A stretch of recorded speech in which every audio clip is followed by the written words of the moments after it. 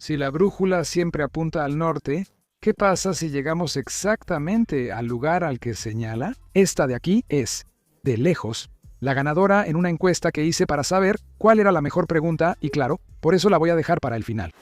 Quien está patrocinando este video es nuestro socio Itaú, porque juntos simplificamos las finanzas. Y para eso estamos haciendo una serie de videos muy padres sobre cómo funcionan los préstamos, cómo protegerse de fraudes, cómo funciona la tarjeta de crédito. Todos esos videos de los que hablé están en una lista de reproducción aquí abajo, ¿va?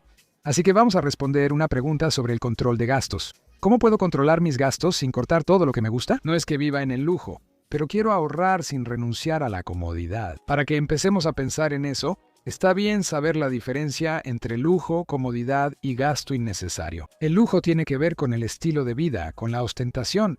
¿Ubicas esa bolsa de $10,000? Es algo que es más bien para mostrarle a otras personas que tienes la capacidad de comprar eso. Así que si necesitas ahorrar, lo último que vas a hacer es comprar algún objeto de lujo. La comodidad es todo aquello que hace que nuestra vida sea mejor. Entonces, viajar en las vacaciones, por ejemplo, poder disfrutar de algo el fin de semana, son cosas que, si las cortas, las vas a extrañar. Entonces, lo ideal es planear bien cómo se va a hacer ese recorte. Entonces, si puedes gastar poco en comodidad, pero menos de lo que te gustaría, puedes hacer un viaje más barato. En vez de salir el fin de semana a un lugar súper caro, invitas a tus amigos a tu casa, dividen la cuenta, en fin, puedes tener comodidad, pero gastando menos. Y hay una tercera cosa de la que hablé, que es el gasto innecesario, que es prácticamente dinero tirado a la basura. Por ejemplo, hay algo aquí que sé que va a haber gente aquí que lo hace. Suscribirte a 50 canales de streaming diferentes, pero solo usas 3. Hay alguno que solo vas a usar una vez al año, que podrías suscribirte solo durante el mes en que veas esa serie. Es prácticamente tirar el dinero a la basura. O también pagas por un internet de altísima calidad, pero nunca juegas en línea. Prácticamente no descargas nada, solo usas la mitad de eso. Podrías usar un plan más barato. Esas cosas generalmente son las primeras que vas a cortar, porque no hacen absolutamente ninguna diferencia en tu vida. No va a cambiar en nada tu comodidad. ¿Es posible fabricar heces en un laboratorio? ¿Has oído hablar de trasplante de heces? Hablar de trasplante de heces puede parecer algo muy asqueroso, pero sí existe y es importante. En nuestro intestino tenemos una colonia inmensa de bacterias, y no son bacterias que nos hacen daño. Al contrario, son súper importantes para la digestión, en la producción de algunas hormonas, e incluso hay gente estudiando cuál es la relación entre el intestino y el cerebro y cómo las bacterias pueden influir en eso. Antes llamábamos a estos seres flora intestinal, pero hoy se les llama más microbiota intestinal. El problema es cuando ocurre algún descontrol de estas bacterias. Por ejemplo, entra una nueva ahí, expulsa a las otras y empieza a hacerte daño. O también cuando tomas un antibiótico muy fuerte que termina matando a gran parte de esas bacterias. Y entonces, la forma de volver al equilibrio es que te presten la caca de alguien, que no necesariamente tiene que ser una persona de tu familia ni tener algún parentesco. Es lógico que esas heces van a pasar por una serie de análisis para ver si no hay ninguna enfermedad peligrosa ahí. Eso se va a disolver en agua. Hay un tratamiento especial que se hace para introducirlo en tu cuerpo, generalmente por el lugar por donde debería haber salido. Es curioso que hablemos de esto, pero es un tratamiento importante, ¿de acuerdo? Mira, esta vez llegó una pregunta que se repitió mucho. Y veré, en el Océano Atlántico, en la línea imaginaria con el Pacífico, hay una división de colores. ¿Por qué? Y veré, ¿por qué el Océano Atlántico no se mezcla con el Pacífico? ¿Por qué las aguas de los océanos Pacífico y Atlántico no se mezclan? Estamos frente a una noticia falsa, a una mentira que se está difundiendo por Internet.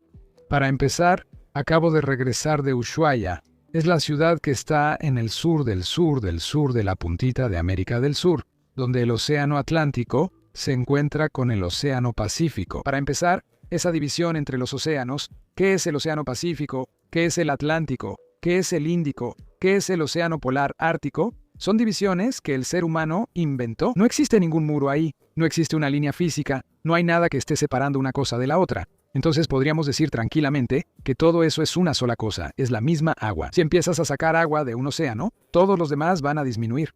Así es como funciona. Pero hay lugares que decimos que son más o menos el encuentro entre los océanos, ¿ok?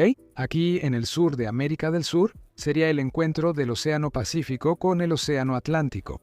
Y hay algunos lugares donde eso sucede. Mira, bajando para acá, aquí justo en la puntita, vamos a tener un paso entre el Atlántico y el Pacífico que se llama Estrecho de Magallanes. Tiene ese nombre porque en 1500 y algo Fernando de Magallanes, que estaba liderando una escuadra para dar la vuelta al mundo, cuando necesitó pasar por aquí, atravesó este paso y no fue por el sur del sur del sur de América del Sur. Ahí está la Tierra del Fuego, una isla bastante grande que está dividida entre Chile y Argentina.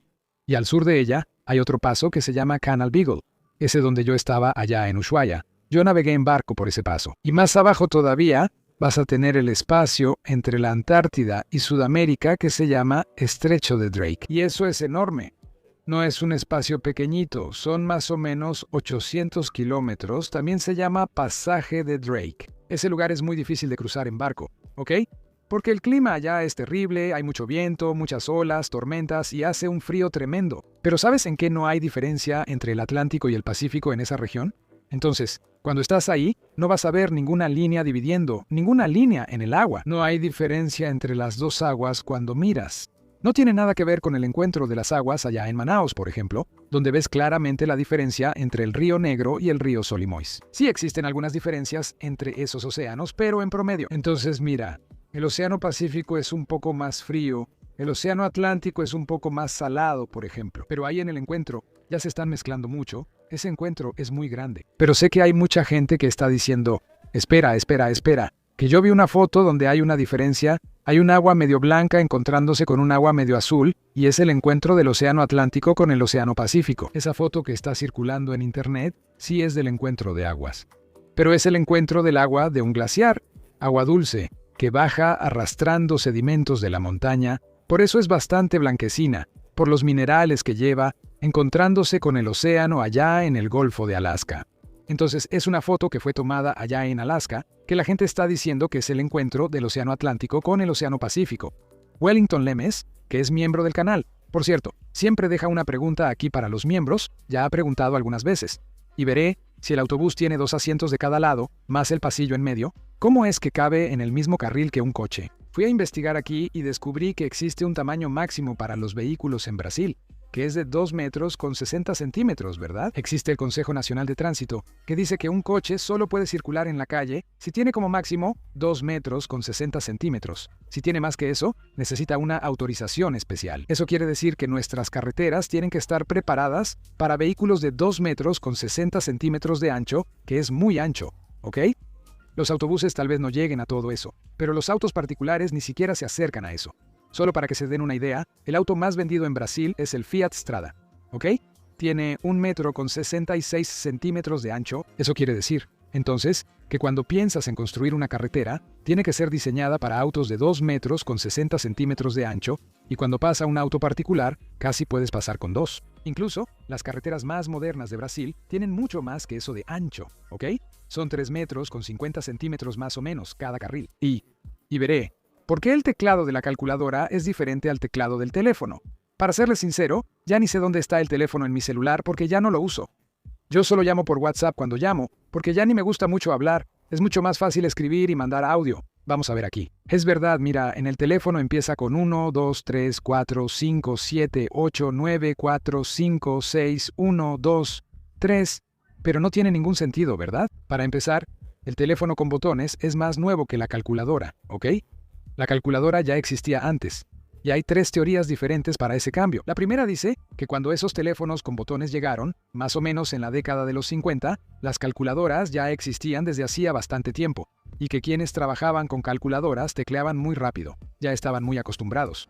Cuando iban a marcar en el teléfono no soportaba que las personas marcaran tan rápido. Era mejor que marcaran un poco más despacio. Y entonces las personas cambiaron el orden de los números para que fuera más difícil marcar que en la calculadora. La segunda dice que los laboratorios Bell, allá en los años 60 en Estados Unidos, cuando fueron a definir el teclado para el teléfono, hicieron varios experimentos. Incluso intentaron ponerlo solo en 2 filas, hacer varios diseños diferentes. Y este fue el que la gente aprendió más fácilmente a usar. Y hay una teoría más que también tiene lógica, que es que en el teléfono de disco empieza con el 1 y termina en el 0. Entonces va del 1 al 9 y después está el 0. Y fue en eso en lo que la gente se inspiró a la hora de hacer el teclado. Empieza con el 1 y termina en el 0. ¿Cuál de esas 3 es verdad? Nadie sabe exactamente. Pero al menos podemos entender que sí hay una diferencia entre el teclado de calculadora y el teclado de teléfono. ¿El microondas funciona normalmente con el vidrio roto o sin el vidrio? Sí, funciona así. Debes haber notado que la puerta del microondas, en el momento en que la abres, apaga el microondas automáticamente, ¿verdad? Sí está funcionando. Es porque hay un pequeño interruptor ahí dentro que hace que jamás el microondas funcione con la puerta abierta. Eso es para que la radiación no te afecte, ¿ok? Para que no te cocines un poquito en el momento en que abres la puerta del microondas. Entonces es probable que si le pegas una pelota de béisbol al vidrio sin romper la puerta, el microondas siga funcionando incluso con el vidrio roto. Pero ahí hay un detalle. No es el vidrio lo que te protege de la radiación del microondas. Es una malla de metal que está junto al vidrio. Si te fijas bien, hay una malla llena de agujeritos ahí. Y esos agujeros tienen el tamaño exacto para impedir que las ondas que hay adentro puedan pasar. Las ondas son demasiado grandes para pasar por esos agujeros. Entonces son ellos los que te protegen de las microondas. Lo que significa que incluso si rompes el vidrio, pero la malla sigue intacta, también estás protegido. Esta llegó en la investigación que hicimos. Felicidades por el trabajo. Evita usar la palabra tipo, por favor. Los vasos Stanley conservan la temperatura con vacío. ¿Por qué la ropa de bombero no usa esa tecnología? El vaso Stanley, y como todos los otros vasos que, como conservan la temperatura por dentro, tienen dos capas, una interna y otra externa. Y entre esas dos capas se forma como un vacío. El hecho de que esté vacío hace que el líquido que está adentro no pueda intercambiar calor con la parte de afuera. Es como lo que pasa con el termo. Y eso crea una barrera muy eficiente para conservar la temperatura del líquido que está adentro. Por eso es que podemos tener una cerveza ahí adentro bien fría durante varias horas, que por cierto merecería una prueba en Manual do Mundo, ¿no?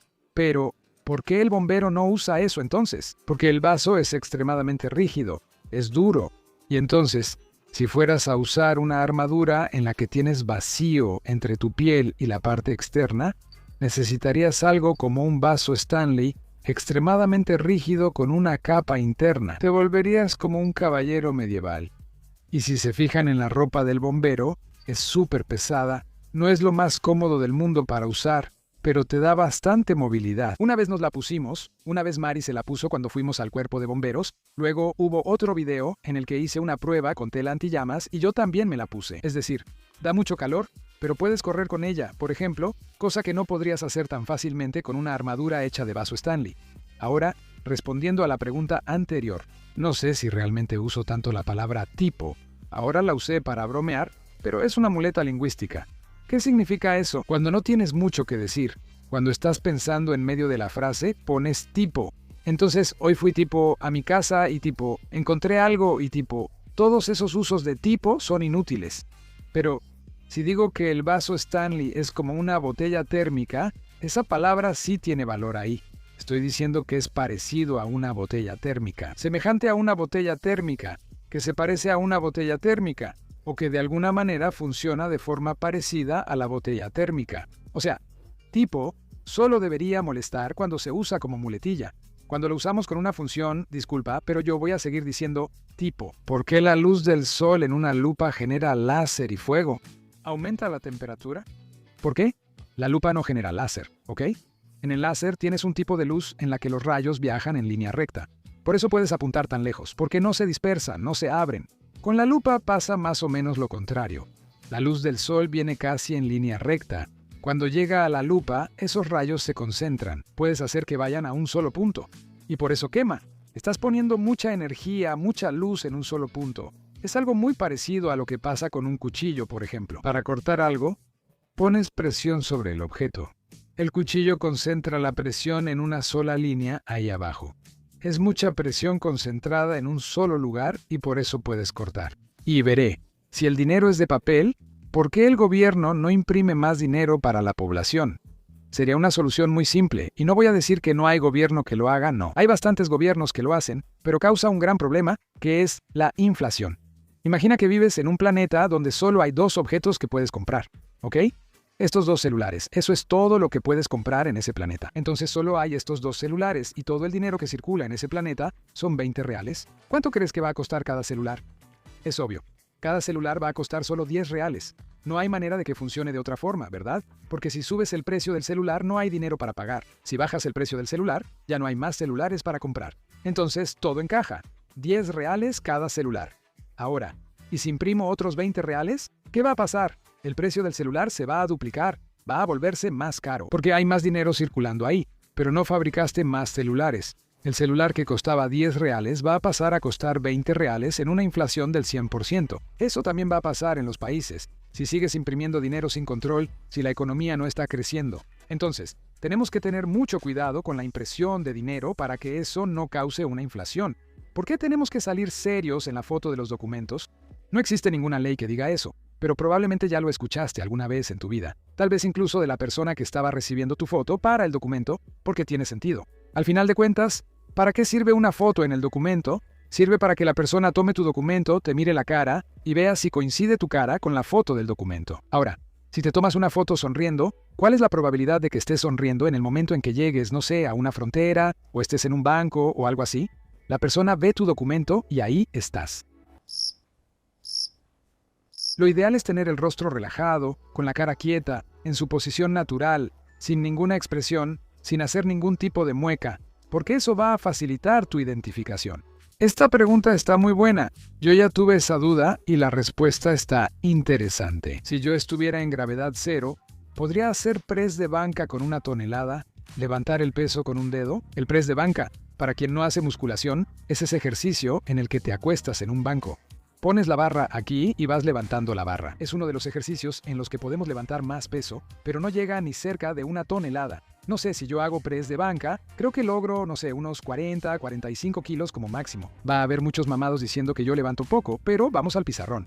Cuando estudias física, una de las fórmulas más importantes es esta de aquí. Mira, fuerza igual a masa por aceleración. La fuerza la calculamos en newtons. Newton es una medida de fuerza. ¿Ok? Pero se puede convertir a kilos para que lo entendamos mejor. Masa va a ser en kilos y la aceleración es qué velocidad va ganando eso, ¿no? ¿Con cuánto puedes acelerar el objeto? Entonces vamos a imaginar una situación de press de banca en el planeta Tierra. Una persona levantando una mancuerna de 1000 kilos, 1 tonelada, con la gravedad de 10 metros por segundo al cuadrado, que es la gravedad que tenemos más o menos aquí en el planeta Tierra, redondeando. O sea, ¿qué significa 10 metros por segundo al cuadrado? Si estás en la cima de un edificio y lanzas una piedra, después de un segundo, esa piedra va a estar a una velocidad de 10 metros por segundo. Después de 2 segundos, va a estar a 20 metros por segundo. O sea, cada segundo la velocidad va aumentando. 10 más. Entonces, con esa gravedad y ese peso, la fuerza que la persona tiene que hacer, solo tienes que multiplicar uno por el otro, va a ser de 10.000 newtons.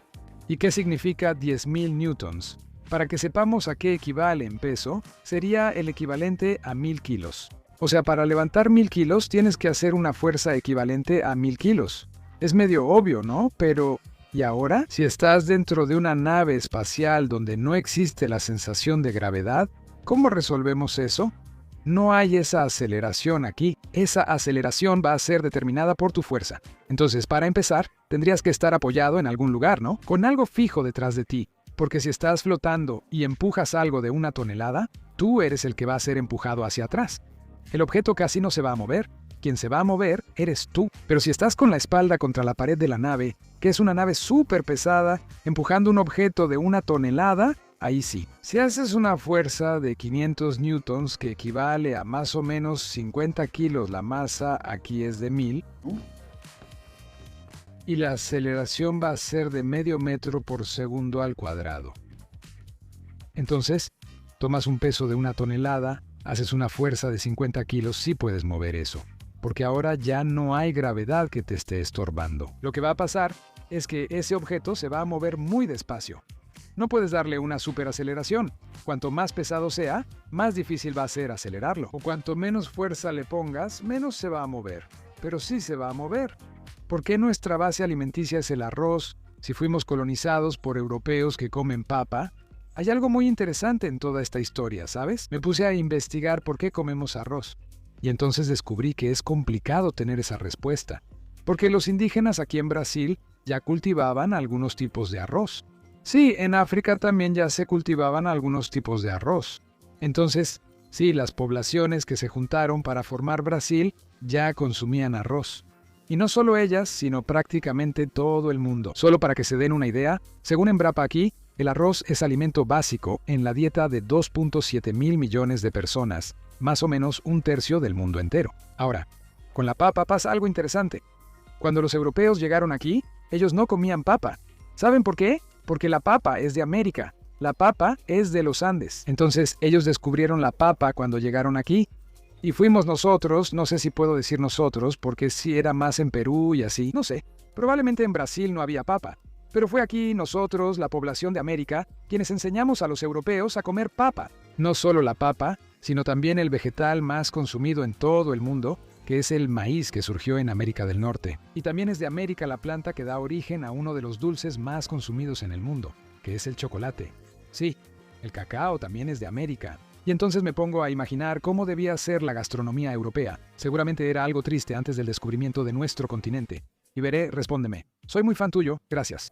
¿Para qué sirve la bolita que está dentro del aerosol de pintura? Cuando era niño, moría de ganas de agarrar eso que había dentro del aerosol, pero no podía abrirlo hasta que un día descubrí que era una canica. Incluso, cuando visitamos la fábrica de canicas en ese Borabé, el dueño de la fábrica nos dijo que los niños de hoy en día ya no juegan con canicas, porque para jugar con canicas generalmente necesitas un poco de tierra. Y entonces ese mercado estaba prácticamente en quiebra. Solo no había cerrado la fábrica porque vendía para las latas de aerosol. Y cuando fui a investigar sobre eso, vi un video de Portugal en el que el tipo abre la lata y adentro no hay una canica, hay una bolita pequeñita de acero, como si la hubieran sacado de un valero. ¿Y cuál es la función de ese asunto? Dentro del aerosol tenemos una carga útil, que es la pintura, ¿no? Lo que realmente quieres que salga del aerosol.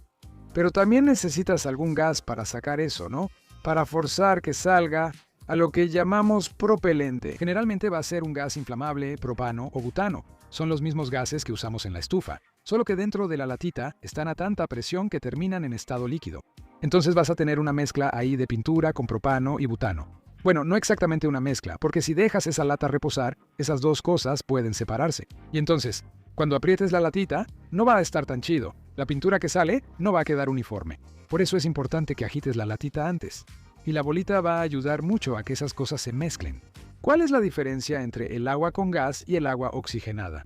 Al final de cuentas, si es agua oxigenada, es agua que tiene gas ahí, el oxígeno. Pero no es así. Las burbujas que existen en el agua con gas son de dióxido de carbono. ¿Ok?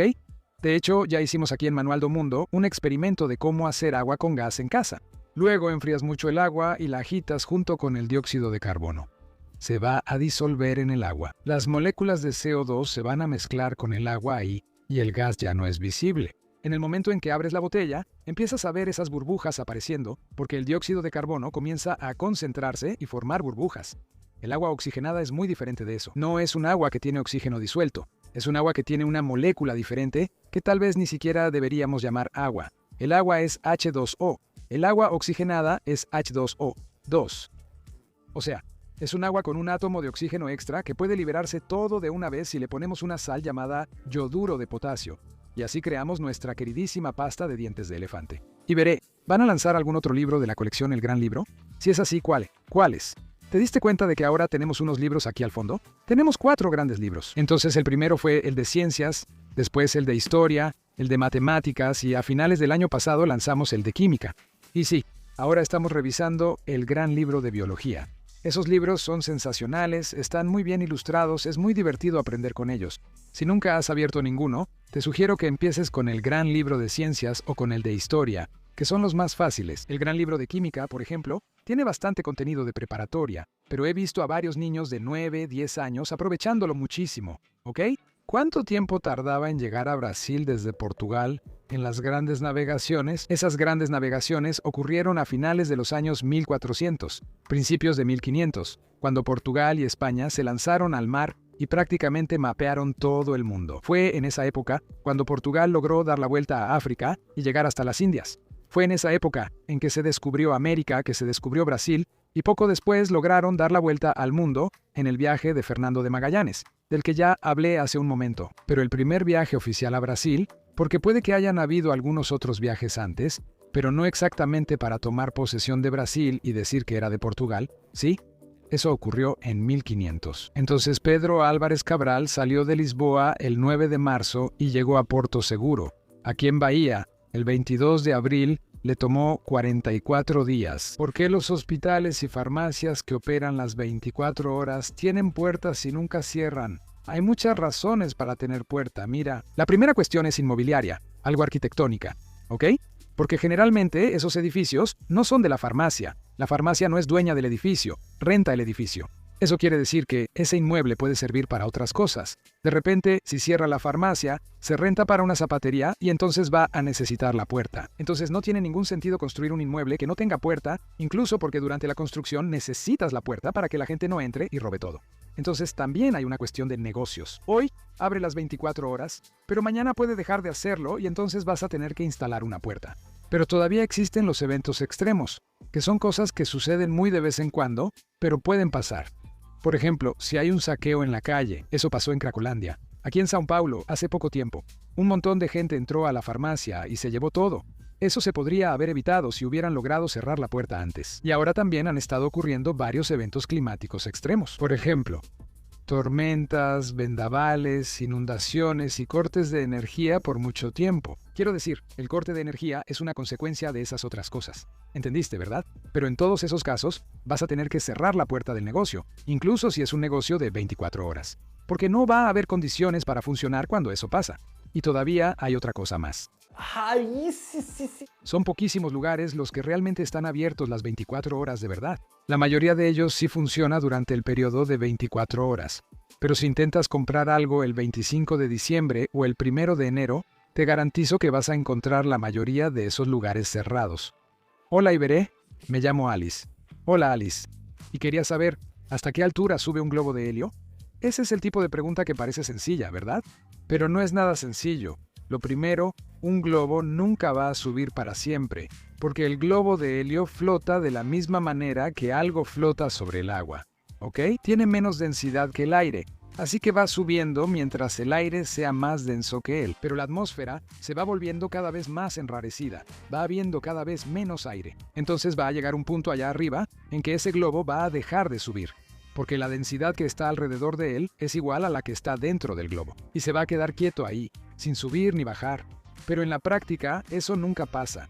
Cuando inflas un globo aquí adentro, necesitas presión, necesitas empujar el aire dentro del globo. Al final de cuentas, cuando cierras el globo, adentro hay una presión de una atmósfera que es igual a la presión que hay afuera, ¿verdad? En realidad, dentro del globo hay un poquito más. Si no tuviera más, cuando pincharas el globo, no explotaría. Así que está un poquito más presurizado. La presión atmosférica es el peso que el aire de la atmósfera está ejerciendo sobre nosotros. Nos está presionando y no lo sentimos, pero está ahí. A medida que este globo va subiendo, la presión va disminuyendo. Eso significa que la presión de adentro termina siendo mayor que la presión de afuera, y el globo va a empezar a inflarse. Pero ustedes saben que el globo no se infla para siempre. Entonces, en promedio, según lo que investigué, un globo de helio de esos de fiesta va a explotar a más o menos 10 kilómetros de altitud, que es más o menos también la altura a la que vuelan los aviones comerciales. Hay globos que van a subir mucho más. Cuando mandamos una cápsula para la estratosfera, en ese video de 5 millones de Manual do Mundo, usamos un globo que estaba medio desinflado. Era débil. Aquí abajo estaba todo flojo. Eso quiere decir que cuando va subiendo, tiene mucha más flexibilidad para inflarse. Puede inflarse mucho más antes de explotar. Tanto que en el video podemos ver el cielo negro. Eso quiere decir que subió tanto que está en una región donde hay poco aire. Y ahí ya no puedes ver ese fenómeno que causa el cielo azul. ¿Para qué sirve la hendidura al lado del hocico del perro? Cuando llegó esa pregunta, lo primero que hice fue buscar en Google hocico del perro, porque no entendía qué era eso de la hendidura. Y entonces me di cuenta de que nunca había notado que todos los perros tienen las narinas abiertas a los lados. Existe un agujerito al frente, pero también una gran hendidura al lado. Lo curioso es que fui a investigar y no pude encontrar el nombre de eso en portugués. Encontré por ahí que se llama hendidura en la nariz, en inglés es nose slit, pero sí descubrí la función. El ser humano, cuando huele algo, si huelo este celular, por ejemplo, solo puedo sentir el olor en el momento en que estoy inhalando, cuando estoy metiendo aire hacia adentro. Y en el momento en que exhalo, si sigo cerca del celular, voy a contaminar el celular con el olor de mi aliento, del aire que está saliendo. Entonces, el aire que sale me estorba cuando voy a oler de nuevo, cuando voy a oler por segunda vez, porque va a tener el olor del aire que solté. Con el perro eso no pasa. Primero, el perro tiene un reservorio de aire ahí dentro que hace que siga sintiendo el olor incluso cuando está soltando el aire. Y ese costado, esa hendidura en el costado, sirve justamente para que él suelte el aire en un lugar diferente de donde está oliendo. Y además, ese aire que él suelta todavía puede ayudar a empujar el aire que está alrededor hacia lo que está oliendo, y así mejora el olfato. O sea, es un animal que prácticamente tiene superpoderes en la nariz. Seamos honestos, ¿no? Existe el nombre de una persona en la tabla periódica. Dudo que sepas cuál es. Sé qué nombre estás pensando y te subo la apuesta. Hay muchos más nombres en la tabla periódica de lo que te imaginas. Existe un sitio muy bueno del IBG que dice ¿cuántas personas en Brasil tienen determinado nombre? Este sitio fue construido con base en datos de 2010, ¿ok? Refleja los datos de 2010, pero aún así está muy bueno. Nos da una idea de cuáles son los nombres más populares, si ese nombre realmente existe o no. Entonces, ¿qué hice? Fui a la tabla periódica y busqué los nombres que parecen nombres de personas. Los nombres de los elementos químicos que tienen algo que ver con nombres. Por ejemplo, Tulio. En Brasil, en 2010 existían 24.500 Tulios, 910, Laurencios 379, Indios 323, Francios 269, Cesios 263, Germanios 263, Germaneos 242, Uranios. La lista es bastante larga, ¿verdad? Lo voy a decir completo para no fastidiarlos. Pero había hasta 50 polonios. Y, por supuesto, el nombre en el que estabas pensando era Helio. Y sí, es el nombre más popular de todos. Había 137.000 helios en Brasil, lo que equivale más o menos a 230 veces el número de Iberés, que, en este caso, eran 592 en 2010. Iberé, ¿por qué el mosquito puede transmitir dengue pero no el virus del SIDA? Es algo para pensar, ¿verdad? ¿Por qué el mosquito transmite malaria, virus del Zika, fiebre amarilla, dengue? ¿Por qué no transmite VIH? Lo primero y muy importante es que el VIH, el virus del SIDA, no infecta al mosquito, no entra en el organismo del mosquito como sucede con la fiebre amarilla, por ejemplo. Eso significa que el virus solo se queda en la parte digestiva del insecto. Y los zancudos nos contaminan porque en el momento en que ponen no sé cómo se llama el tubito, vamos a buscar, ¿no? La probóscide es la aguja de la inyección que el zancudo nos pone cuando va a sacar sangre. Él inyecta saliva en ese momento. Entonces, si el VIH no infecta el cuerpo del mosquito, no hay VIH en la saliva. Otra cosa que leí bastante es que cuando una persona tiene VIH, no hay tanto virus así circulando por la sangre. Entonces, cuando el zancudo pica, es una cantidad de sangre diminuta con muy poco virus. Y eso es muy poco para infectar a alguien. Llegaron las preguntas de la torre de palitos aquí, que yo estaba ansioso por responder algunas cosas. ¿Cuánto pesaba la torre de palitos? Antes de que la cortáramos, pesaba 20 kilos y tenía 17.000 palitos. Yo calculo que eso haya disminuido poco, ¿ok? Porque cortamos una parte que era ligera. Debe haber tenido unos 18 kilos y 16.000 palitos en el momento en que estaba de pie. Y si te pones a pensar en una torre de 24 metros de altura y unos 18 kilos, es extremadamente ligera. Una persona carga toda la torre sin mucha dificultad. Y por eso al final el viento terminó tirando todo. Para levantar la torre, ¿pensaron en levantarla en un gimnasio cerrado para evitar el viento? La torre al principio tenía 30 metros de altura. Eso equivale más o menos a un edificio de 10 pisos. Ahora dime, ¿dónde encuentro un gimnasio que tenga la altura de un edificio de 10 pisos? Tal vez en la NASA, no sé. Y veré, ¿por qué no midieron la torre de palitos cuando todavía estaba acostada? Esa es una muy buena pregunta que involucra un poco de geometría. Mira, aquí está la torre acostada, aquí está la torre de pie. Si midiéramos la torre acostada, probablemente usarías una cinta métrica desde esta punta hasta esta, ¿verdad?